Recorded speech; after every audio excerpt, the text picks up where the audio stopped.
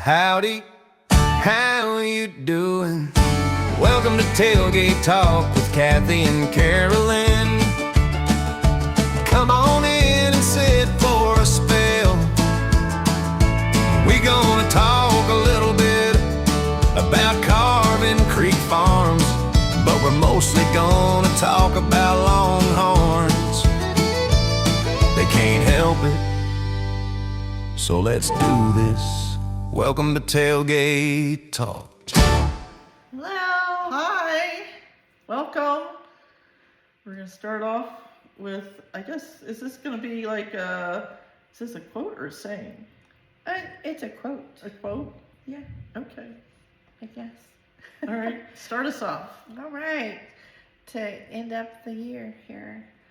In Native American culture, longhorns represent a symbol of good luck and spiritual guidance, while in Spanish cultures, they represent power, resilience, and strength. Like it? I like that. Longhorns represent the true spirit of Texas, tenacious, independent, and enduring. I love that. As we ring out the old year and bring in the new. Yes. I like that. So today, we decided we would change things up a little bit and talk about horns. That's always That's a big topic. it's always it's a little bigger than it should be sometimes, but anyway, longhorns have true horns versus antlers. Deer have antlers and they shed their horns regularly, whereas a longhorn, their horns will grow their entire life. Wouldn't it be fun to go out there in the pasture and go, oh look, there's a horn, and see your cow walking around with no horns? No, that'd be bad because you Every year. take them to a show, the night before. You go out there and there's the horn laying there and you're getting ready to go in. No, that wouldn't be good. You'd have to schedule shows at certain times of the year when they still had No, that's just strange. Anyway, a longhorn's horn is a composite structure, and it's made up of core, which is the backbone, and a sheath, which is the armor. And the core is a bony core, and it's made up of a dense, compact bone, and it's an extension. And it's an extension of the skull, and it's made up of living bone cells and a modest blood supply. And as an embryo, ossification centers on both sides of the skull fuse with the skull to form the horns. And when they're born, you can kind of move the horn buds around, and they're not fused yet and hard. And part of that is to aid in the birth, so to make it easier on the mom when the baby's coming through the canal. Cool.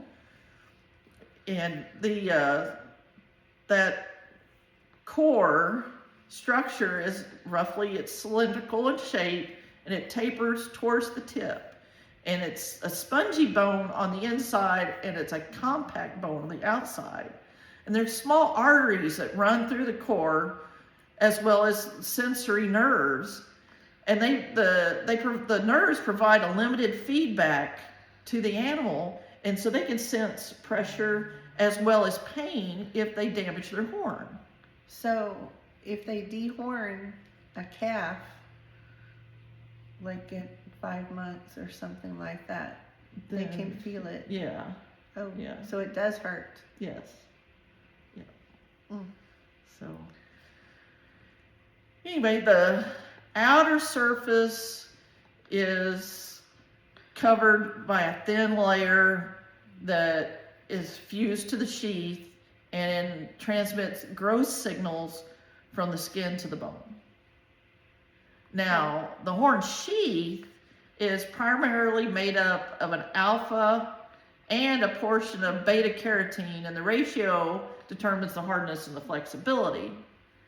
And the sheath is made up of layers, a base layer, so the inner layer, and it's made of newly formed cells that are alive and active. And then there's an intermediate layer. It's cells that have become more keratinized and they're flattening out. And then the outer is fully keratinized and it's dead and highly resistant to abrasion. Cool. And the growth is like fingernails. So it's continuous and can add centimeters, every year. And it depends on the nutrition and the genetics. So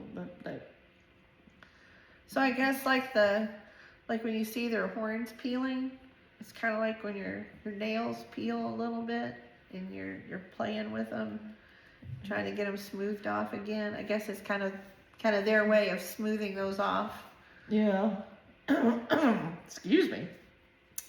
And the pigmentation, which is always a fun thing, gives the horns their color, and it's genetically determined. Cool. And the outer horn is a dead, inert structure. So we really love black-horned cattle. Hate it when people are talking about, oh, the horn has to be a certain length at a certain age. Well, no, it doesn't. They different colors of the horn grow at different rates. So a black horn's going to grow at a slower rate. So you can't go by, this horns have to be a certain length at a certain age. And the longer they stay black, the prettier they're going to be once they actually start turning white. Yes.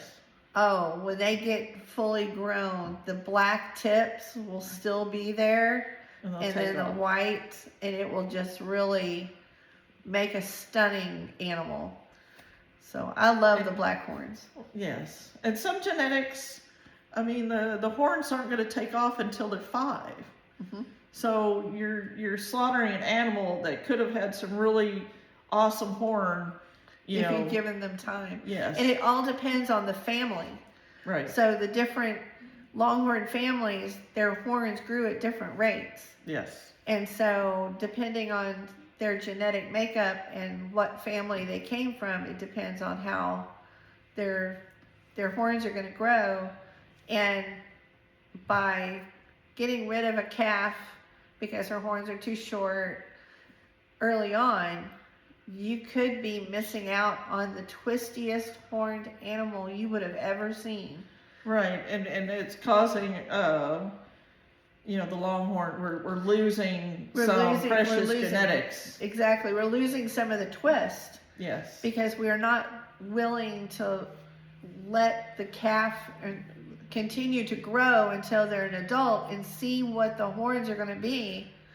Yeah, our society with this instant gratification. It's instant horn. They want them 100 inches by the time they're 4. Well, right. Instead of having patience.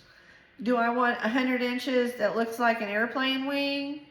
Or do I want 109 inches of twist at 10?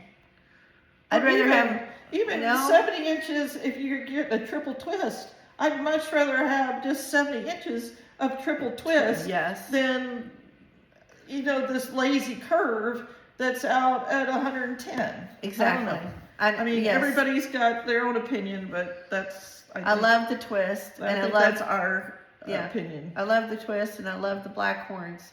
Yeah. So I'm destined to have cattle with very slow growing horns. Mm-hmm. Patience. We're in it for the long haul. We're not in it to, I don't know. Have an instant grown cow at 2 years old. Right. Yeah. Oh. Yeah. Anyway, that's our talk on horns. We'd like to thank everybody for joining us this year as we started this adventure.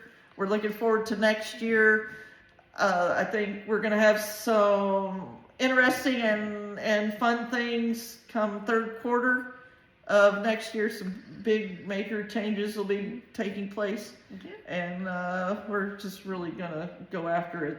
And if you have some topics or questions that you'd like us to research, just drop us a note there in our comments, and we'll see what we can find on the topic or the question, and try to get those answered. Right. If you're curious, just, leave something there for us. I love to research on the Longhorns. Yes. So I guess we'll call it there. Gotta go get ready to celebrate the New Year. The New Year coming in. So everybody have a safe New Year's, and we'll catch you next year. Bye.